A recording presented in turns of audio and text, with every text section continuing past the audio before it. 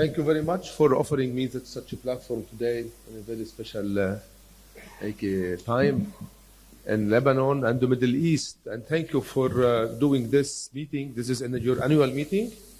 With the Partners International. International. So they represent at least more than 20 organizations globally. This is outstanding. It's really so timely, and I always like to see the divine synchronicity, how God functions in time. It's something that I always like to connect to see and read. When I look at what happened yesterday, was Israel bombing Qatar, and us meeting today, talking about the Middle East and the new Middle East. So I think we have to look in the sky, on land, and in the sea, and see that we are witnessing three Middle Easts now. In the air we have a Middle East, in the land we have a Middle East, and in the sea we have a Middle East. So the new Middle East and air is starting to become clear. I mean, there is one country that's controlling everything, and it's getting more and more. And this is something that we have to understand. What's happening? What does it mean? On land, we are seeing tectonic movements. So we are seeing a Middle East that is in convolution, I want to call it. It's the old Middle East is probably gone, and the new one is not shaped yet. So it's somewhere in between.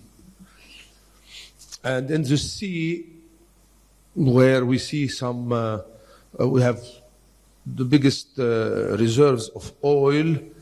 So far, it looks like there might be a way to find a modus operandi where we optimize on this for all the players. It's put to hold, I guess, to finish the other two. Now, when we look at this, and I wanted to start by this, because we have been thinking for us, Middle East is not a political dimension. It's more than this.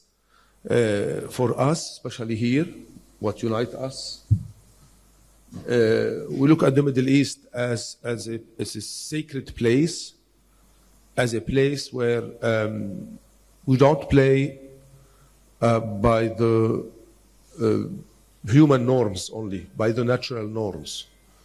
It's a place where supernatural norms apply.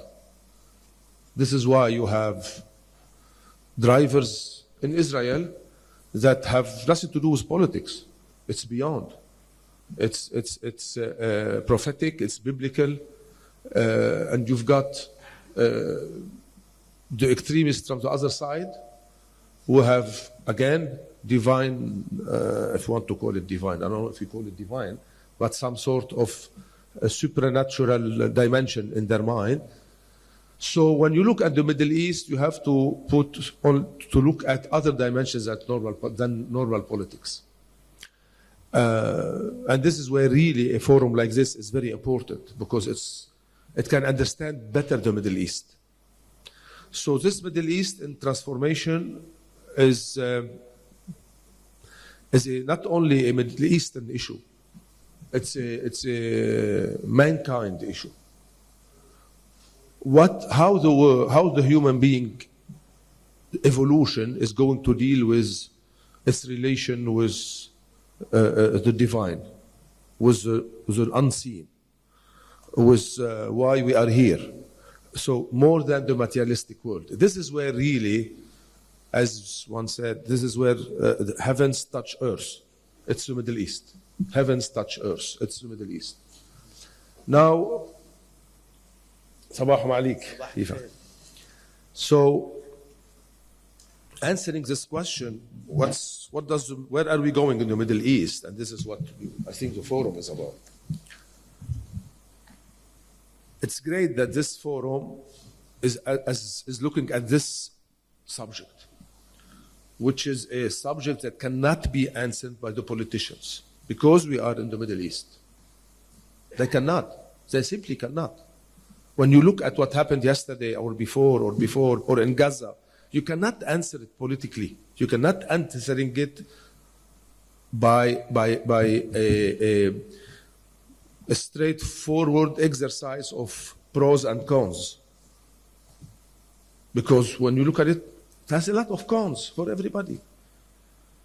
So to understand these actions, you have to go to our world, the world that we belong to. And I think that this new Middle East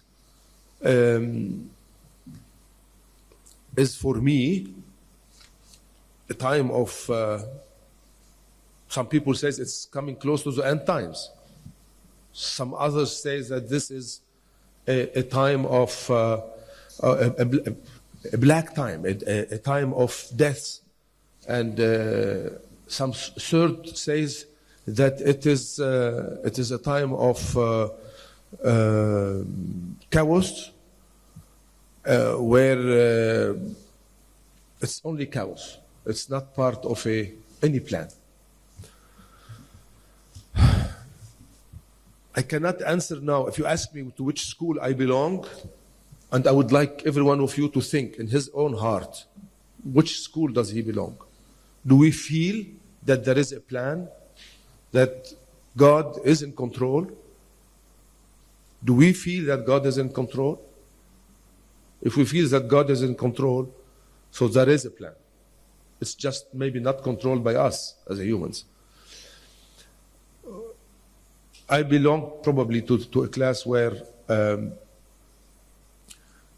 it's a big challenge for us all, people that believe that they want to be good, to come and speak and say, we want the evolution of events to go somewhere where the human being is at the center of things and not other dimensions, be it economical or ideological. I think that any ideology, and we have to talk about ideology in the Middle East because there is an oversupply of ideology in the Middle East. I think that any ideology that conflicts with the human being's interest should be considered as a bad ideology. And the Middle East is coming. So to answer very quickly, the Middle East, for me, is at the verge of a huge transformation. Usually it's painful. Transformations are painful. We need to pray that this pain be converted into the pain of a delivery of a beautiful new child that will be worth the pain,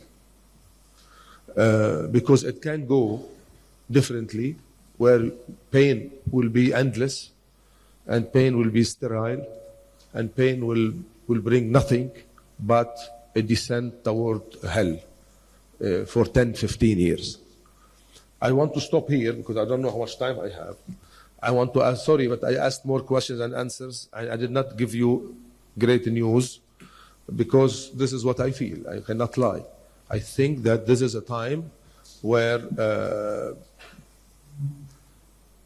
a lot of things has been prepared for the last 50 years and are coming to fruition, and some of them are contradictory to each other.